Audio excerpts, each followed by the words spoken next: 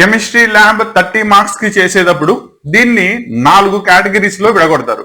దీనిలో first వచ్చేటప్పటికల్లా volumetric analysis, దీన్నే టైట్రిమెట్రీ అంటారు. గివెన్ సొల్యూషన్ లో ఉండే కాంపౌండ్ మీకు ఎంత ఇచ్చాడో దాని యొక్క క్వాంటిటీ అంటే అమౌంట్ ఇన్ ద గ్రామ్స్ చెప్పాలి. రెండోది సాల్ట్ అనాలిసిస్, దీన్నే క్వాలిటేటివ్ అనాలిసిస్ అంటారు. మీకు ఒక అన్నోన్ సాల్ట్ ఇస్తాడు, ఏ సాల్ట్ అయినా దానిలో 2 పార్ట్స్ ఉంటాయి, ఒకటి క్యాటయాన్ రెండోది యానయాన్. ఏ క్యాటయాన్ ఇచ్చారు ఏ యానయాన్ ఇచ్చారు ఐడెంటిఫికేషన్ టెస్ట్ కన్ఫర్మేషన్ టెస్ట్ చేసి నాకు ఇచ్చిన గివెన్ సాల్ట్ ఇది అని రిపోర్ట్ చేయాలి. ఇది సెకండ్ పార్ట్. మూడోది వచ్చేటప్పటికల్లా ఆర్గానిక్ కాంపౌండ్ అనాలిసిస్, అంటే మీకు ఆర్గానిక్ కాంపౌండ్ ఇచ్చేస్తాడు, దానిలో ఏ ఫంక్షనల్ గ్రూప్ ఉంది, ఆల్కహాల్సా కార్బాక్సిలిక్ యాసిడ్సా కార్బోనైల్ కాంపౌండ్సా నైట్రోజన్ కాంపౌండ్సా, దీన్ని రిపోర్ట్ చేయాలి. నాలుగో పార్ట్ వచ్చేటప్పటికల్లా మీకు ఇచ్చే రికార్డ్ వర్క్ ప్లస్ వైవా, అంటే మీకు వచ్చిన ఎగ్జామినర్ మీకు ప్రాక్టికల్ నాలెడ్జ్ ఎంత వరకు ఉంది అనేది ఒక 5-6 క్వశ్చన్స్ ద్వారా టెస్ట్ చేస్తాడు.